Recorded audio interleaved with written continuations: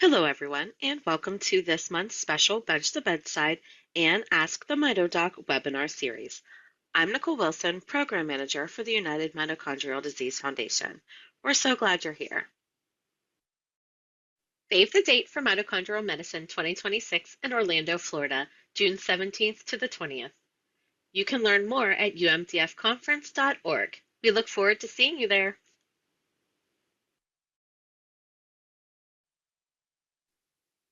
The mitochondrial disease community is powered by incredible people. Individuals who inspire us, advocate for change, and uplift others along the way.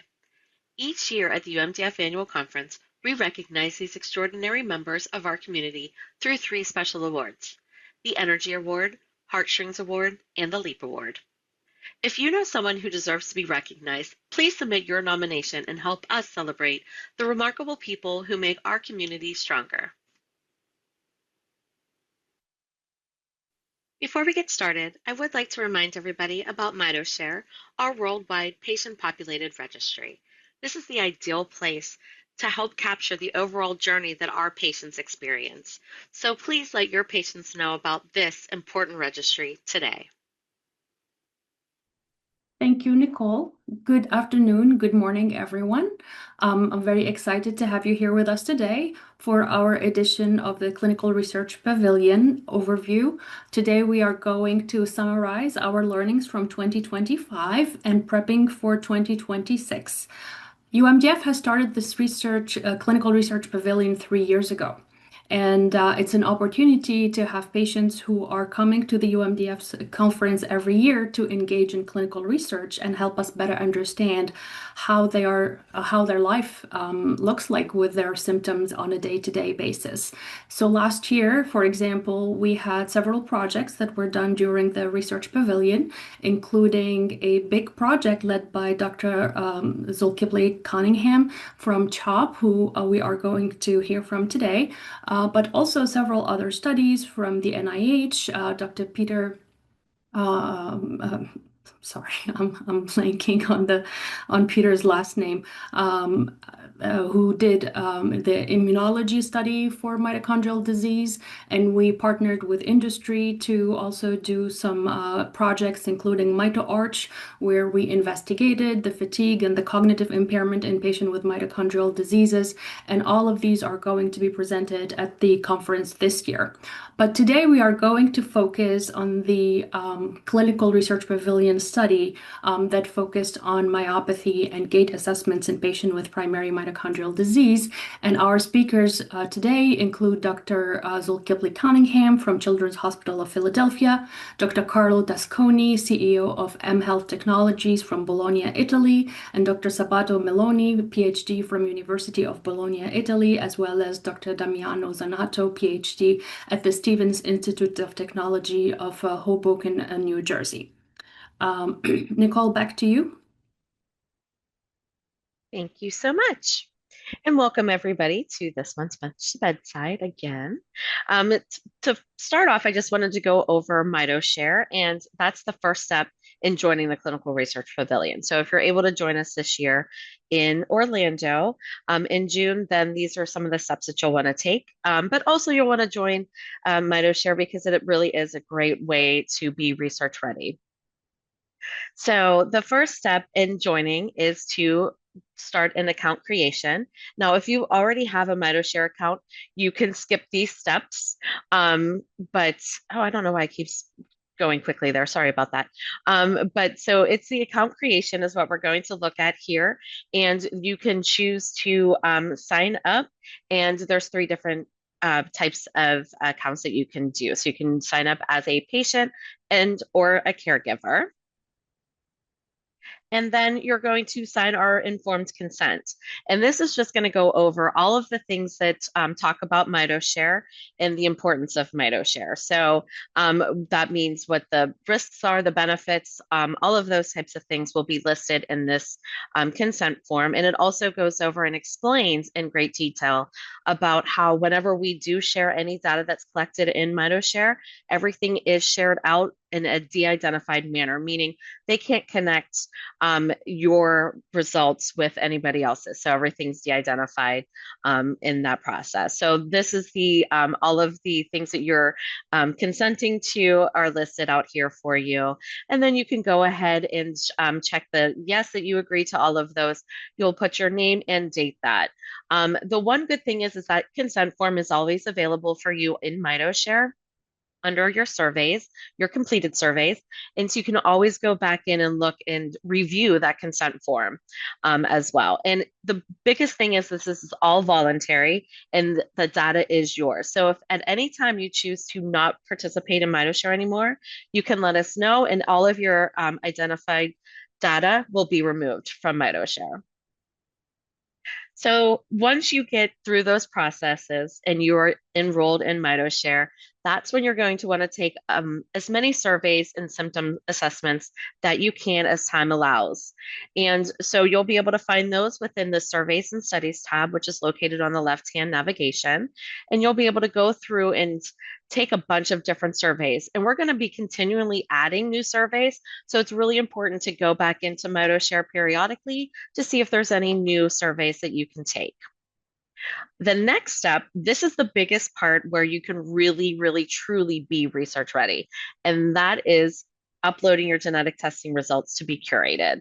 So, how the process works is you'll upload those genetic testing results, and you'll do so by going to your documents tab, which is in the left hand navigation. You'll upload those genetic testing results and you'll tag it as a genetic test. This triggers a survey that goes out to our genetic counselors friends at the Children's Hospital of Philadelphia, and they'll review all of your genetic testing results. That all happens on platform where they'll fill out this survey for you.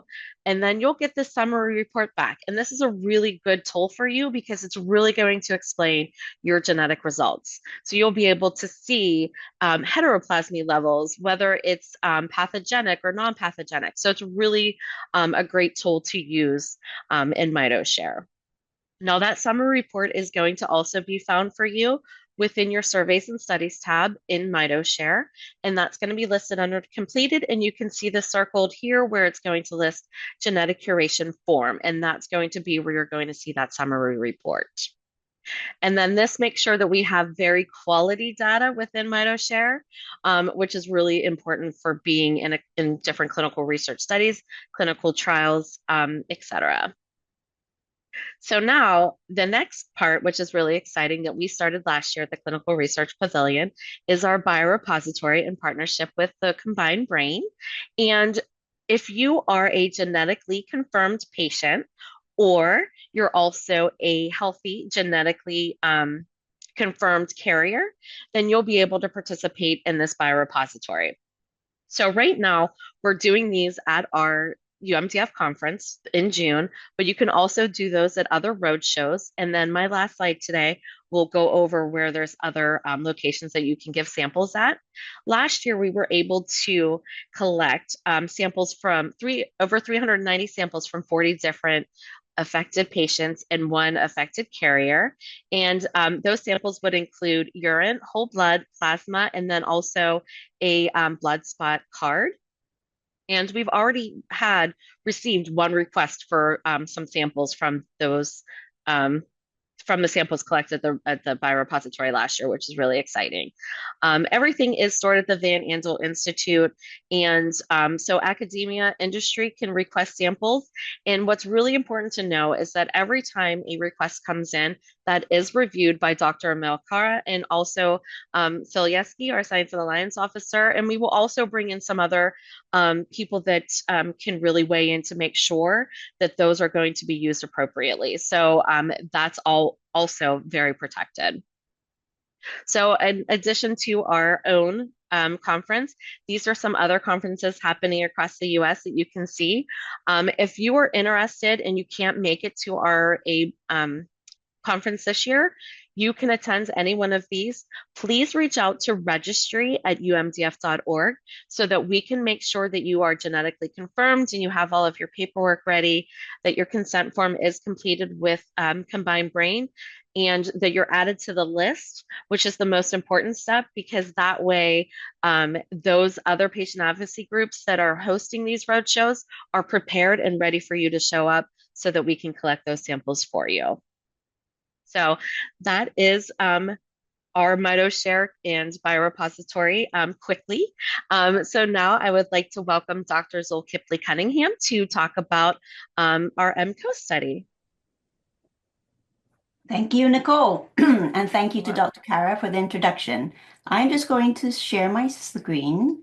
And it's wonderful because we see there is representation from patient families and from the industry and scientific community. So to repeat, we are going to be showing as a group our collective data that's been obtained at the CRP in the 2023, 24, and 2025 annual MitoMed conferences.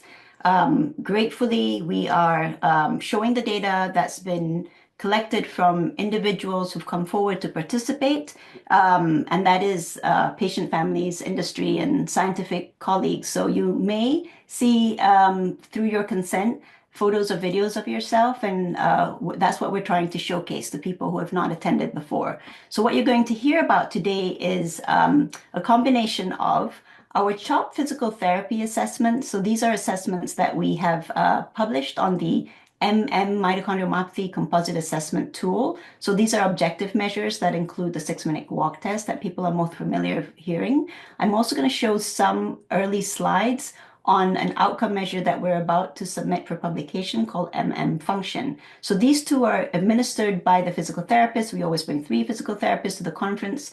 The ballroom is very busy. There are beds, there are chairs, there are people walking around. So it's really a fabulous hub of clinical assessments being done in real time. What we're also going to have is a collection of groups of individuals or companies who have generously volunteered their devices, their expertise, their effort, and their time in order to support this effort to collect patient data at the CRP annual MitoMed conferences in order to show that there are different ways of measuring patients. And this is really where the field needs to go. And then last, we will be showing the results of our data collected for the first time at the 2025 conference called Passive Exercise, PGZ Studies, that Tony Adams, our co-inventor, is going to be joining us for. So all of these studies are in collaboration with the UMDF MitoShare registry. So the patients are consented to MitoShare, as Nicole said, and then they come along to our corner and they get consented to our studies, and some of the data is going to be interchangeably shared. And all patients will be identified with a GUID, therefore you won't have to enter yourself twice in different places. So the context of these assessments today is based on mitochondrial myopathy. So myopathy is one of the most common symptoms in patients with mitochondrial disease. Patients predominantly present with either or muscle weakness, cramps, exercise intolerance, muscle fatigue. With genetic confirmation, you can enroll into a clinical trial for these CRP studies. We don't necessarily need your genetic confirmation, but if you have it, please do share as Nicole requested. Now, what to say here is patients have multiple genetic etiologies, multiple different clinical phenotypes. It can be very challenging, therefore, to study a cohort of patients. And so we had to come up with a format, a framework of how to do this. And this is called the Mitochondrial Myopathy Composite Assessment Tool, or COAST, where the physical therapist will systematically and in following a set order administer these assessments of muscle strength, muscle fatigue, balance assessments, exercise intolerance, and dexterity. Why? Because the patients informed us that these were the most important areas to measure, and it can't just be one. It has to be a combination of, because in truth, mitochondrial myopathy is a very complicated clinical phenotype. So this is a validated outcome measure that is of objective assessments, and it's administered to children and adults. So we use the same scale across the age span for those with a diagnosis of mitochondrial myopathy. So excuse the sound. These are in real-time videos taken from assessments conducted at the Clinical Research Pavilion. Physical therapists talk you through what's needed. And so we have balance assessments, 6-minute walk test assessment, 30-second sit-to-stand assessments. Your dexterity is measured, and all of this is done within an hour. Please come well prepared in comfortable clothing, wearing shoes that are comfortable. Some of the assessments, like the gait assessment, is conducted first without shoes and then with shoes with insoles. We ask that you come not on an empty tummy, and clearly if you're not feeling well, do not do them. But really, this is a terrific opportunity to undergo these assessments in order to contribute to this data, but also to understand what can be tricky in your physical capabilities. So what I'd like to show here is not just from the UMDF CRP. This is data that we're preparing to publish for patients across CHOP assessments, but also with the UMDF in combination. Because of course, the larger the cohort, the stronger the data. And this graph states it all. So in first, I will explain that the data is showed by way of z-scores. So the raw scores that we obtain from the patients is then normalized by what the general population scores are, assuming those are healthy, normal individuals. And so then you are placed on what's called how far away from the normative line are you? So 0 would be the normal line. And so anything below it, below -2 standard deviations, is considered abnormal. Anything in the gray zone and above is considered normal.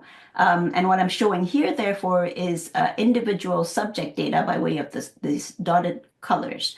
And along this horizontal axis is the different assessments that's performed. So the first 4 are muscle strength, and then we measure muscle fatigue. We then measure balance, and then the exercise intolerance and the dexterity measurements. So what I'd like to point out here is that the extent of impairments is absolutely, it's profoundly impactful upon quality of life, because whereby in some disorders like Duchenne muscular dystrophy, the problem is primarily strength. In mitochondrial myopathy, it is throughout this extent of what I'm showing here. And this is really to validate the impairment seen in mitochondrial myopathy for patients, is to educate other providers, industry partners, regulatory agencies, the extent of impairments across the board. But what's really important for me to show is that the large number of individuals who are measured are not in the profoundly significant stage where one might expect to be if you are wheelchair bound, for example. In the bulk majority of patients examined, these are ambulatory patients who sit at just under normal, or maybe, up to -5 standard deviations. So it's a disorder that is certainly complicated and can be missed. And that's the whole point. These impairments can be missed unless these objective measurements are done. So we get a composite score, and the mean score in patients is 1.2. And to put it into context, the mean score in a cohort of healthy individuals is -0.5. So really no overlap. And we're very, very fortunate and lucky to have data and control individuals. When we first published this data, we did not. But thank you to the CRP, because there are individuals coming forward who volunteer, who do not have mitochondrial disease, and that's contributed to the ability to collect a large number of cohort control data. So highly important. Everybody really plays a part in contributing data to these assessments. Thank you. What we have here, therefore, is a graph to show you how important it is to therefore summarize all of those assessments by way of a composite score. And in adult and pediatric patients with mitochondrial myopathy is similarly high, whereas, as I mentioned before, much lower control individuals. And these are some photos to see, to show, if you have not attended this before, how busy the ballroom is with a lot of assessments.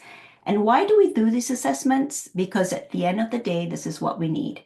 In our patient community, we have not had this type of data previously, where we now understand how the impairments change year by year over a period of time. This is important, and this is called natural history. So other than mitochondrial supplements, the individuals in these graphs are not on drug interventions, not on any study interventions. So this is very much natural history of how patients, both at CHOP and also measured at the UMDF CRP appear if you have fortunately been assessed twice in the CRP.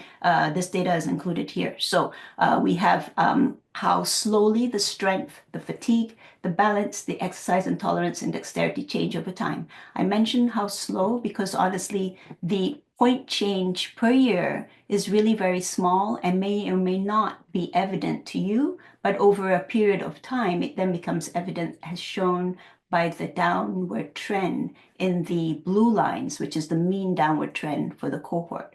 Yes, there is a small change, and yes, it is downward, and it is significantly so in all of these graphs.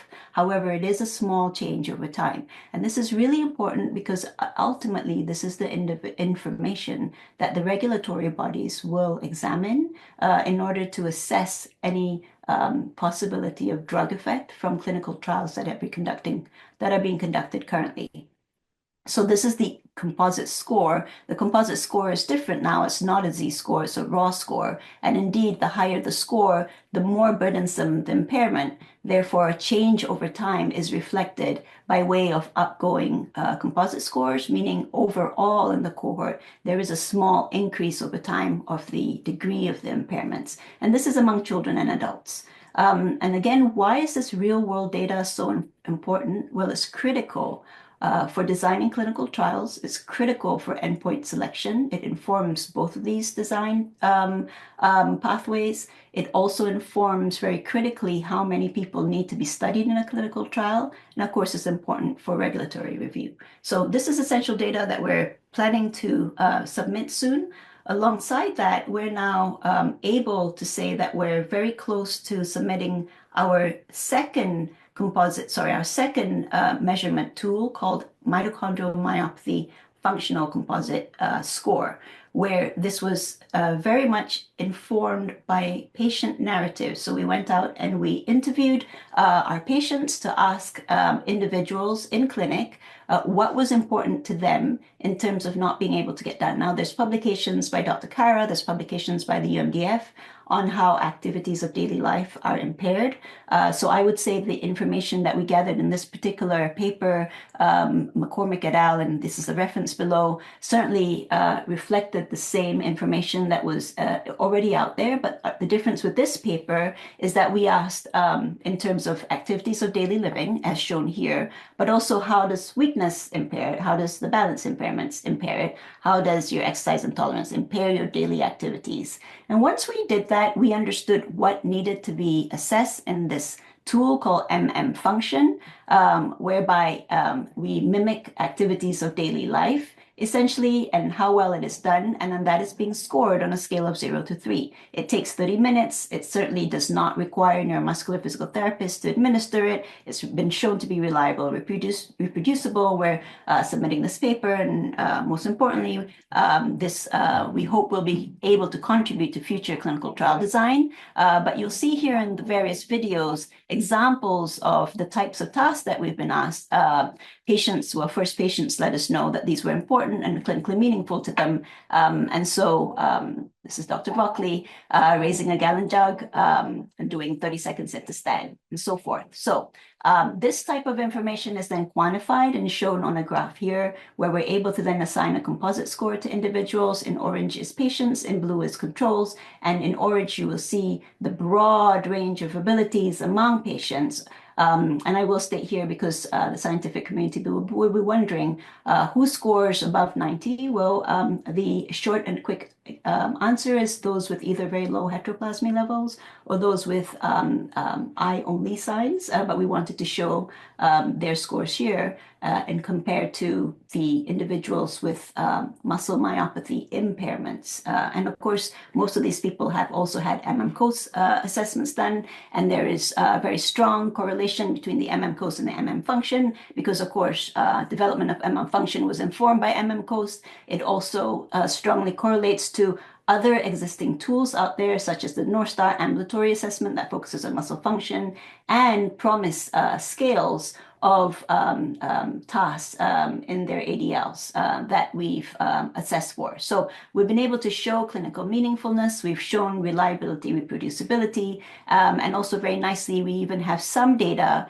interim data that is on up to 36 months in some people of longitudinal MM function. So repeat measurements of MM function, what does that look like? Again, like the MM coast, the change is very, very slow over time in the composite score. And also interestingly, using this new classification we've made that will be in the paper, if you have mild fatigue, where are you in terms of your function in comparison to if you have more severe symptoms, which is down here. So the classification lends a hand to individuals with either mild fatigue or moderate fatigue or severe fatigue with or without weakness. And depending on where you are in the improved levels, your MM function data tends to be reflected to the same degree, so whether high or low.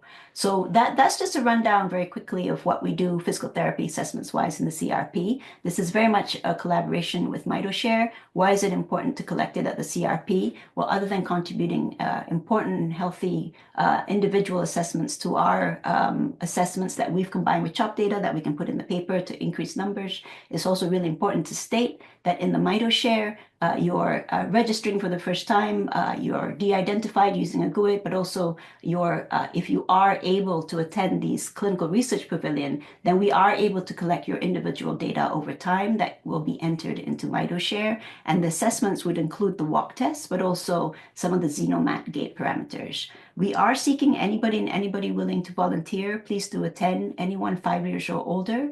Do come prepared with uncomfortable clothing and shoes. It takes about 1 to 2 hours, and we look forward to seeing you there. Next, I'm just going to show a couple slides to say an initiative that was started by Dr. Filieski, where we have a very generously donated and volunteered by Protokinetics, their gait mat. So this gait mat is brought to all of the CRP pavilions for the last 3 years. And again, this year we have 2, and the 6-minute walk test is conducted with the individuals walking over the mat. Therefore, the gait assessment now is combined between a clinical physical therapy assessment and a digital assessment. I have some photos here for Dr. Zanoto, who's going to speak next on his gait assessment using insoles. This is a busy slide, but really I just wanted to show you that the gait mat, the 6-minute walk test informs us of how long it takes to walk the distance that is selected, okay? So, the time that is selected. So in 6 minutes, how long does one walk in meters? And we already understand from the literature, but also from our assessments, that patients with Mito disease will walk significantly lower in meters compared to a healthy individual. For example, a healthy individual might walk 600 meters, a patient with Mito disease around 450 meters. So we understand that, but what we don't understand from all the clinical trials and other data that's already been published, including by Dr. Kara, which is what is a meaningful change. So in the end, one has to maybe just use what's out there already in order to enhance the data that's being collected. So what we're showing you here is through the mat, you're able to not just collect the physical therapy assessments, but now you're able to collect your length in your strides, how broad-based the strides are, how stable you are when you're walking, how fast when you're walking, and so forth. So through the cohorts that we've conducted both at CHOP and at the CRP, we already know that in most of these parameters, it's significantly different between controls and patients.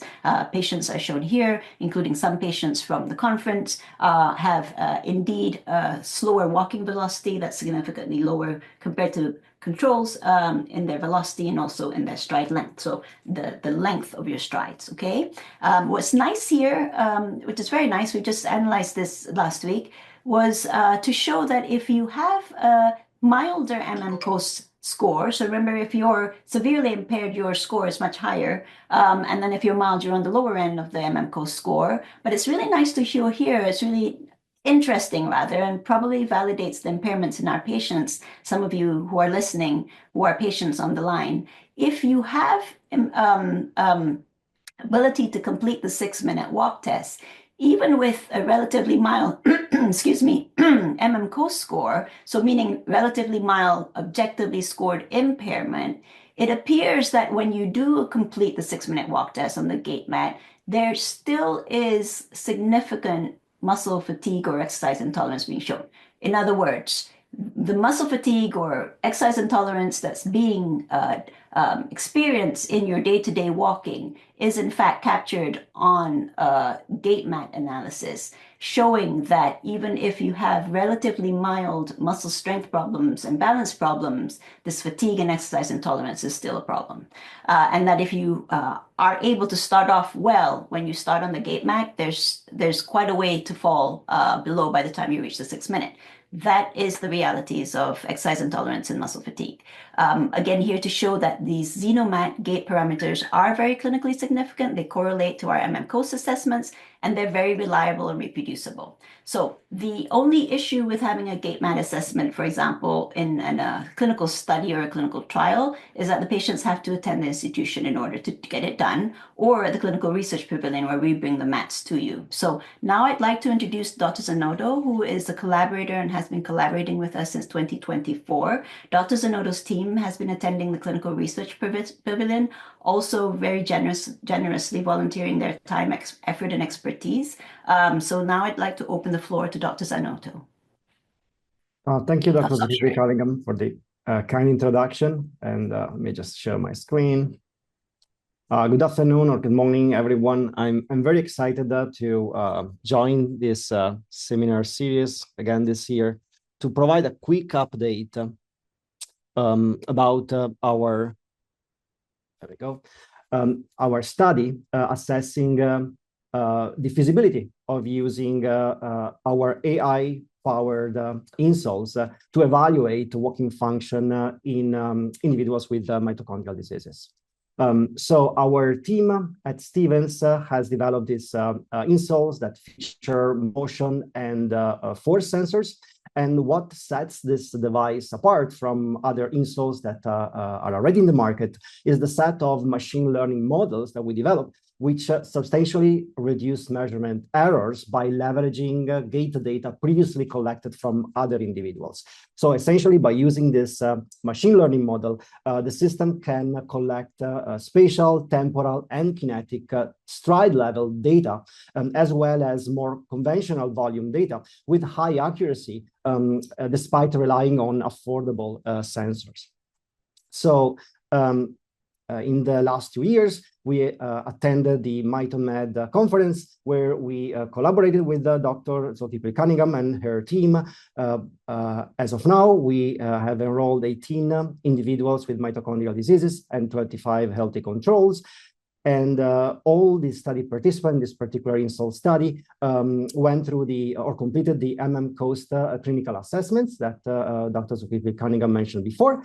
And during one of those assessments, the 6-minute walk test, we simultaneously measured gait using our insoles and using the Xenomat, which in this case served as the reference system to evaluate measurement errors in our wearable, in our insole. And so here we wanted to look at technical validity of the insoles, that is how accurately the insoles can measure gait, as well as the clinical validity. So do the insole-derived metrics correlated with established, validated clinical assessments. So in terms of technical validation for the spatial temporal parameters, we found that our machine learning models based on support vector regression, or SVR in short, successfully reduced measurement errors to below 3% in stride length and stride velocity. The error in stride time was below 0.6%, whereas the errors in all three gait phase parameters remained below 4%. So very accurate results overall. In terms of technical validation for the center of pressure, or COP parameters, this year, we introduced a new deep learning architecture, which integrates a bottleneck attention module with transformer encoders. And essentially what this deep learning architecture does is to fuse together data from the multimodal sensor embedded in the insoles to reduce the measurement errors. And we found that the errors in the mediolateral direction were below 0.5 centimeters, whereas the errors in the anterior posterior direction were below or around 1.2 centimeters. So those errors were significantly below the metric that I presented last year, for which we use a more basic deep learning model. So overall, good, very good accuracy. In terms of clinical validity, here we look at correlations between the validated clinical assessment that are part of the coast battery and the insole-derived metrics. And we repeated this analysis twice, once for the spatial temporal parameters and once for the central pressure parameters. So here you see in this heat map, the horizontal axis shows the coast assessments, whereas the vertical axis shows the insole-derived spatial temporal parameters. So here, very interesting, we found that better pace-related parameters were strongly correlated with better balance performance, better exercise tolerance, as well as better scores in the coast composite parameter or score. Additionally, we found that longer swing periods and shorter double support times were both correlated with greater strength in the ankle dorsiflexor muscles and in the hip flexion muscles as well. And they also correlated with longer 6-minute walk test distances and better coast composite scores. In terms of variability, we found that variability in the pace and the rhythm parameters was strongly correlated with muscle weakness in the ankle dorsiflexors, whereas variability in the swing phase correlated with worse performance in the 6-minute walk test and worse coast composite score. For the COP parameter here, we look at the anterior posterior and the mediolateral projections of that center of pressure trajectory and its variability. And we also computed this cyclogram plots, which essentially show the transitions of the center of pressure between double support periods and single support periods occurring over an entire gait cycle. And then from this cyclogram plots, we extracted both asymmetry measures as well as variability measures. And so here we found that increased anterior posterior excursion or range in the center of pressure was strongly correlated with the greater strength in the lower extremity muscles, whereas increased range in the mediolateral projection of the central pressure, as well as increased mediolateral asymmetry in that cyclogram plots, correlated with worsened balance and worse 6-minute walk test distance. Additionally, we found that increased variability in those cyclogram plots correlated with worse performance in the single leg stance test, as well as worse performance or worse exercise tolerance. And the two metrics that evaluated the dispersion of those cyclogram curves additionally correlated also with the coast composite score. So overall, in our sample, we found that exercise intolerance primarily manifested as worsened pace and rhythm gait parameters during the 6-minute walk test, whereas muscle weakness in the lower extremity primarily manifested as more conservative gait patterns that were characterized by shorter swing times and longer double support times. Additionally, both the exercise intolerance and the muscle weakness matrices show strong correlations with the insole-derived COP parameters that reflected a greater reliance on mediolateral stabilization, as well as a higher level of noise in the bilateral road regulations. Interestingly, we also found that all the insole-derived parameters related to pace and gait phase, as well as cyclogram dispersion, were strongly correlated with the coast composite score, which suggests that this particular subset of insole-derived parameter might reflect a multi-domain functional impairments in our cohort. So where do we go from here? Our team has developed a new version of the insoles, which is lighter and can collect data for over 12 hours continuously. The new device can also is concealable underneath clothes, so can be hidden underneath pants. And we have already deployed this new technology with over 25 individuals from two neuromuscular cohorts, Duchenne muscular dystrophy and spinal muscular atrophy, as well as healthy control, as part of an ongoing clinical study in collaboration with Dr. Jackie Montes at Columbia University. So here on the right, you can see some of the data that we measure from an healthy control and from a patient with spinal muscular atrophy during an entire month of data collection, 30 days of data collection with the insoles. So we believe that there is strong potential for the use of this technology for long-term real-world gait monitoring, because this insole-derived metrics can potentially complement the in-clinic test that Dr. Zucchini Cunningham described in her presentation to provide, to help design more sensitive digital functional biomarkers that can help track disease progression, as well as the effectiveness of new treatments in future clinical trials. And so with that, I'd like to acknowledge our study collaborators for their help with data collection, as well as our students and postdoc for their help with data analysis. And thank you for your attention. Excellent. Thank you very much, Dr. Zanotto. If there's any questions, please place them in the chat. I'm just going to share my screen again. And now we're going to move to another complementary technology. Excuse me. Here we go. Called the mHealth sensors, which are these sensors that you see here. And this was the first conference in 2023 where we brought one set. We were still learning.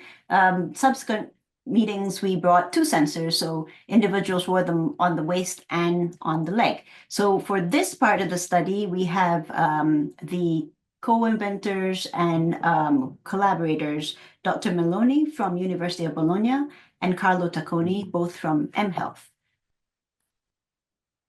The sensors, in actual fact, very much complement, again, just like the insoles assessment, complement our clinical assessments. So to remind you, when we're obtaining clinical assessments, it's either measurement by time or by counts. But there's no information on the quality. So when I say quality, I mean how hard or how easy it was to complete the task that's being assessed. So what we have here is these sensors that are being placed, as I mentioned, on the waist and on the leg, and they essentially give you a 3D assessment, which is not something we have in our clinical assessments, right? By very experienced physical therapists, they're able to measure digitally by time, but I'll show you what I mean when I show the data. This is to point out that we have been assessing individuals both at the CRP, but also then, fortunately, in the CHOP clinic to increase the number of patients being assessed. And you all have heard, or some of you have heard, the 30-second sit-to-stand test. For the purposes of this mHealth assessment, we've increased it to 60-second sit-to-stand in order to capture data over a longer time. Excuse me. So, whoops, excuse me. Oh, dear. It's a shame. So give me 1 second just to see if I can make this work. No. So what I had here was a video of individual doing a 30-second sit-to-stand. You'll probably see it in subsequent videos on my other slides, where if you are a healthy individual, you'll stand up and you'll sit down with a straight back. With this person here, who I really can't get to work on the video, the individual stands up, but over the 60 seconds begins to get out of breath. But the quality of the posture changes. They're leaning forward now, using their body weight to help them rise, and then flops down to the seat. And this is repeatedly performed, and it's increasingly fatigable towards the 60 seconds. What the physical therapist captures there is counts. What they're not able to capture, again, is the quality. And this is where the sensors help us. So what you're seeing here is so I'll skip this one, just show you, for example, the difference in the range between the two sensors placed on different parts of the body. That gives you the idea of the angle of the individual as they're conducting the sit-to-stand. And what I'll show you here is basically the data being presented over time. So from the 10 second to the final 10 seconds. So 10-second bins from 10 seconds all the way up to 60 seconds. And the statistics essentially being conducted by comparing the differences among the group, so that's in the interaction, or within the group. So whether the patients in that particular group, for example, the adult Mito patients, significantly change over time from the 10-second bin to the 60-second bin. So what I can say here is indeed those individuals with Mito disease, as shown in orange, did change significantly over time, and that's probably contributed by the element of fatigue. And so did the volunteers, except they got better over time, whereas the Mito patients found it harder over time by the time the 60 seconds reached. Also, the total amount of time that you're sitting in between the 60 seconds sit to stand is not something that we capture simply with a physical therapy assessment, but indeed we can see that the Mito patients here are spending more time sitting, increasingly so towards the end of the test, and that was significant. Also, the quality of the movements, right? Whether you're swaying as you're standing up, whether you're not so smooth in your movements as you're standing, as an example shown here. So there's a lot of data, but I've just selected this one slide for you, where we're showing that certainly in patients with Mito disease over time, they're showing a decrease in how quickly they can get up over time compared to the control individuals who remained the same. And we also did the mHealth sensor testing during our static balance assessment. So while Lizzie, the physical therapist, is assessing how long it takes for somebody, how long they can stand in this particular stance for, which represents your balance, we're able to show digitally that in fact there are differences in the Mito patients over time, as shown by these statistics here on the graph. And then finally, these mHealth sensors indeed correlate just like the insoles did and just like the Xenomat did, meaning there's great strength in their data because it's clinically meaningful and correlating to our validated MM-COAST assessments. These data sets too correlate to the MM-COAST assessment. So now I'm going to just invite, that was a very fast overview, but it's to give you an example of what extra information can be provided by these sensors. And I'm going to invite Dr. Maloney from mHealth and University of Bologna to just give you a quick overview of their technology. And I'll stop sharing.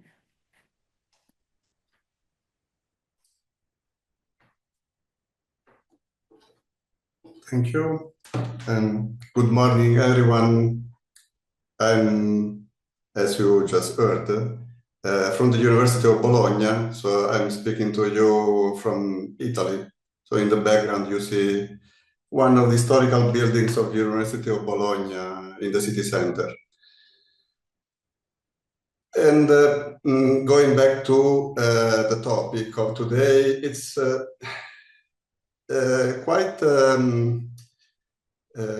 can I say, interesting to me that the title of this intervention, of this podcast that you are having regularly, is almost exactly the title of my PhD thesis. So the title of my PhD thesis was Movement Analysis by Means of Inertial Sensors, and the subtitle was From Bench to Bedside, because it was, and it's almost 15 years old already. It was already in our mind, and probably also in your mind, that it was possible to translate the structured and supervised clinical assessment that we have in our hospital and clinics into something that was more accessible to patients directly. So our main idea was to move whatever can be moved, because not everything can be used outside of a clinical environment, but whatever can be instead moved to the bedside. It was a good idea to do it for many reasons. So for this reason, I'm a professor, so I'm an engineer and a professor at the University of Bologna. I did stay in the academia. My colleague Carlo instead became the CEO of the mHealth Technologies company. And we, of course, are friends aside the academic collaborations, we are friends, and so we still work together. And I'm a co-founder of the company. So if you go to the next slide, to be honest, I didn't prepare a technical description for how we are approaching this problem and what are our solutions about, but to give you a general idea.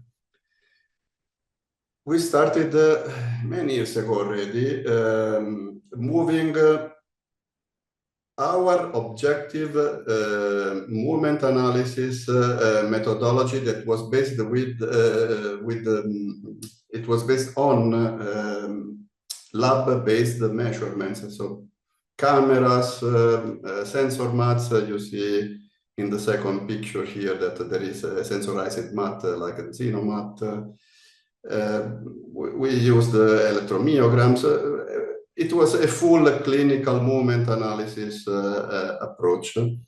But we started collecting data, as you are now doing in your studies, by asking people to wear inertial sensors during the clinical assessment, so that we had a very solid and well-established gold standard as a reference, as a benchmark. And over time, not even many times later, we did start with the first applications in mostly neurological patients. So we started with the Parkinson's disease. So historically, this all started for the assessment at home of people with Parkinson's disease. So in the picture that you see on the right, it's a nurse in a real hospital in Italy asking the person to perform a standard motor task by wearing an inertial sensor. Next slide, please. And over time, we did publish a number of things. So we developed the methodology, the way to validate it, and I did select some just to show you that, yes, we did indeed started with the structured assessment, supervised assessment with the standard motor tests with Parkinson's disease patients. But we very soon also shifted our focus on not only on in-lab assessment, but we wanted to go in the real world and have a very ecological approach in the measurements of these quantities of interest. And over time, we did also change a bit or expanded a bit our targets. So not only people with Parkinson's disease, but also simply frail elderly people with a number of comorbidities. We also started developing applications that were not only for the assessment, but also for the monitoring and real-time correction, feedback on the motor performance.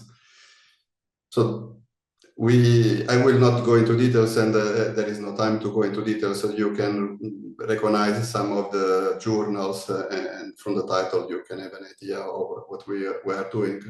So in the next slide, in the end, all of our solutions, whether they are products, so they are in the company, or if they are simply an academic project, we have guiding principles. So the guiding principles are at least, so the fact that what we do must be reliable. So we're talking about clinical assessment on the basis of the outcomes. You can decide to change a therapy, give a diagnosis. So it's not a joke. So it must be reliable, and it must be proven to be reliable.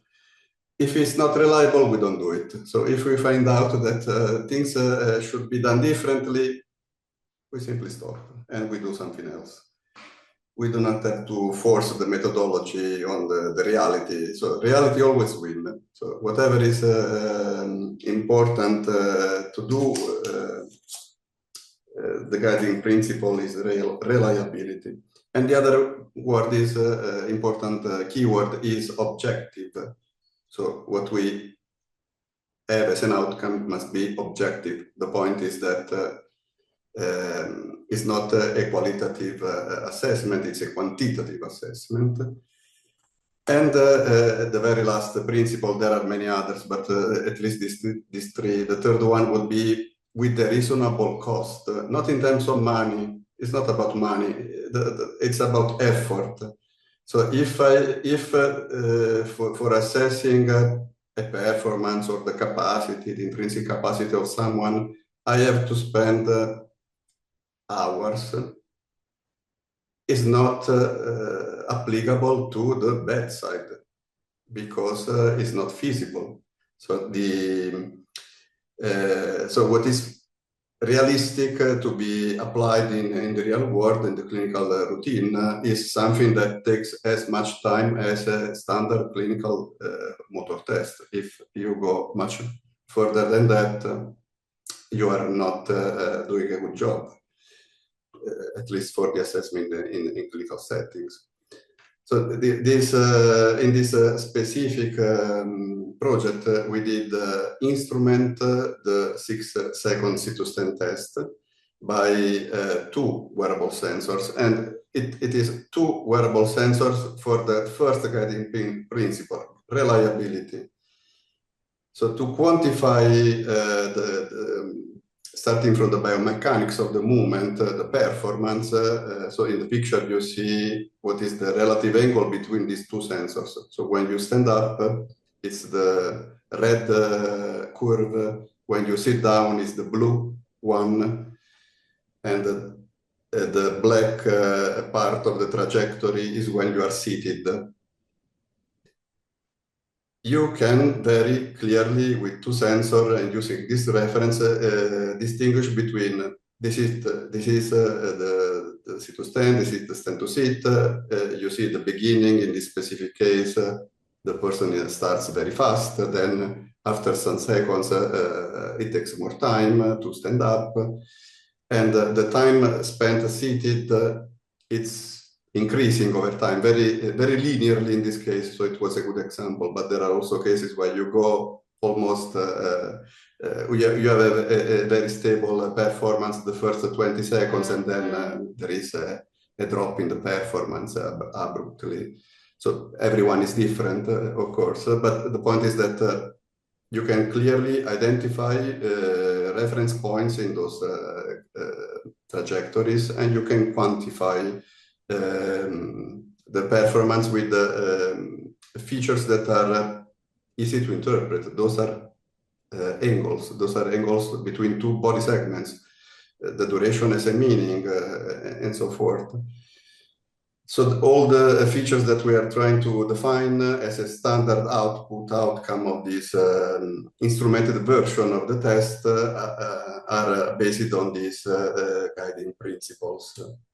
Wonderful. Thank you, Dr. Maloney. Really, really helpful. If there's any more questions, you can always put it in the Q&A or speak to us at the conference or reach out. But we're very grateful that to hear this for the first time. In fact, Dr. Maloney, this is the first time you're joining us on this pre-UMDF conference talk.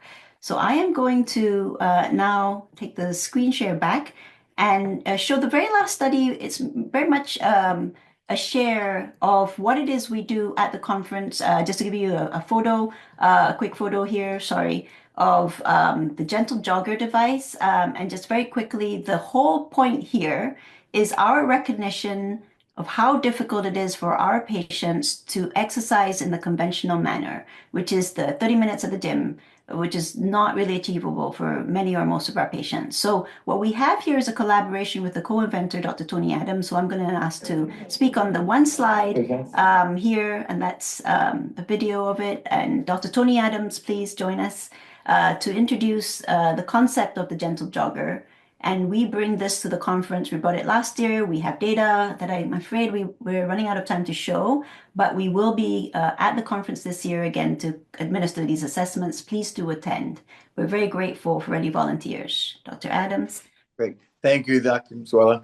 Thank you very much for all those who participated last year and greatly grateful for all your participation. The gentle jogger was born out of the need for an exercise modality that is a passive simulated exercise. It moves the feet up and down, so you don't have to do any other work, and it moves the feet at either a walking speed, a jog speed, or a race speed. About 150, the jogging speed is about 150 steps per minute. We have done this in the conference last year, and we found that out of the 19 patients who we have data on, 19 tolerated being seated for approximately 30 minutes on this. There's no pain associated with it. It can be done in any place. It's in a seated position. I guess the worst part about the whole aspect of it is having to sit there for 30 minutes with the gentle jogger. But we have captured a tremendous amount of information. One of the things that this gentle jogger does, it is induces pulsations to the entire body. So it's something called pulsatile shear stress on the endothelium, that is the lining of the blood vessels, and this leads to the production of endogenous nitric oxide. Nitric oxide, as you know, is a very, very, very important molecule. It fuels a bunch of different things, but most importantly, it produces vasodilatation to the entire body, in addition to being anti-inflammatory and all the other things that have been shown about nitric oxide. So, can we have the next slide quickly? Mm-hmm. Mm-hmm. And we have a measure which we have done. It's called the A to B ratio. It's a measure using your pulse signal on the finger of the amplitude of the peak of this pulse. And the amplitude of the peak of the pulse is called the A area. And the amplitude of a area called the dichrotic notch, which is on your pulse, is called the B. Well, this change from baseline of A to B is consistent with primarily nitric oxide derived vasodilatation. And what we have shown in the past in multiple publications is that we can increase this A to B ratio by the use of the jogging device. So, next slide, please. This is just a small compendium of the data, and I will just I want to point out the data on the top. We're all subjects. We have 9 control subjects, 5 patients with secondary mitochondrial disease, and 5 patients with mitochondrial disease. And what one can see is that the change from baseline by using 30 minutes of this gentle jogger is very, very, very significant in patients with primary mitochondrial disease. And it's also increase in patients with secondary mitochondrial disease. In fact, we have one subject that had a huge change of about 150%. So the important thing about this is this provides a modality, a potential co-therapeutic modality. This is not a single treatment, but it's a modality that can be used with medications or other things that will be more therapeutic. But in patients that cannot exercise for whatever the reason is, or just physical, cognitive, whatever the problems are, this is a method to harness the benefits of exercise in a very short period of time. And we hope to have many people volunteer for this year's actually conference to partake in these studies, which are in addition to all this. And this is just one snippet of the study. Joel is going to talk about other aspects of the study that we're capturing. But I will tell you that we're also capturing electrocardiogram data and ultrasound data. And the electrocardiogram data is also very fascinating, which we're not showing here at this time, but it's also very fascinating information on heart rate variability variables. Suella? Thank you, Dr. Adams. And exactly that. So we're measuring ultrasound. We brought an ultrasound machine last year. We were able to show there's very, very important trends in blood flow in the exercise muscle, essentially to say that the exercise is being effective, by sitting down. That this is a beautiful thing about the gentle jogger device that Tony's invented. So using a near infrared machine, this is a 400-pound machine that we were able to bring to the conference last year, able to show very important changes that all are aligning with each other alongside measurement of autonomic nervous system, the pupillometry information that's being collected pre and post exercise. So in short, we're trying to say we'd love to test more individuals. Please come by. We're looking for people 10 years and older of age. They take about 2 hours visit. There are lab tests involved, but you can certainly not have the lab tests if you prefer. A very big thank you to those who have already volunteered. We cannot do this without you. A very big shout out to the collaborators who you've heard from, who've all brought their expertise forward in order to help us understand how to improve how we measure mitochondrial disease in our patients. Thank you very much. Thank you, Zwela, and thank you to all the team. Congratulations on this amazing set of data. It's unbelievable how much data you have been able to gather during these 3 years. And we're so grateful to have you every year at the conference. Please keep coming. This is very important, and it might seem like people are running around and we're measuring just exercise, but this is crucial information to have for our clinical trials to be able to assess whether a drug works or not.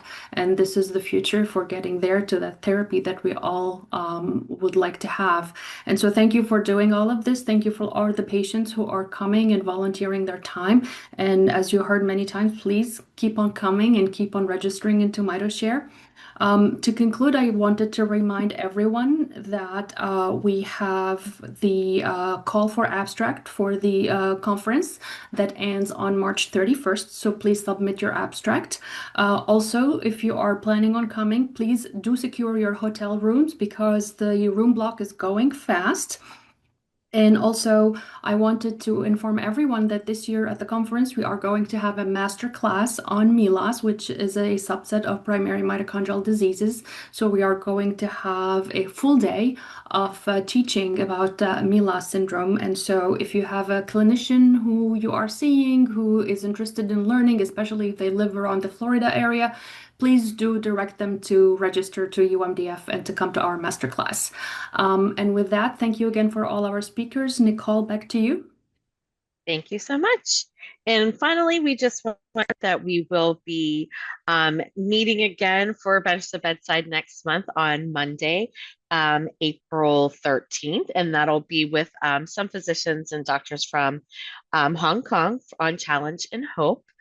And we also have our next Ask the Mito Doc, and that's going to be on Wednesday, April 15th at 7 p.m. with our own Dr. Scaglia.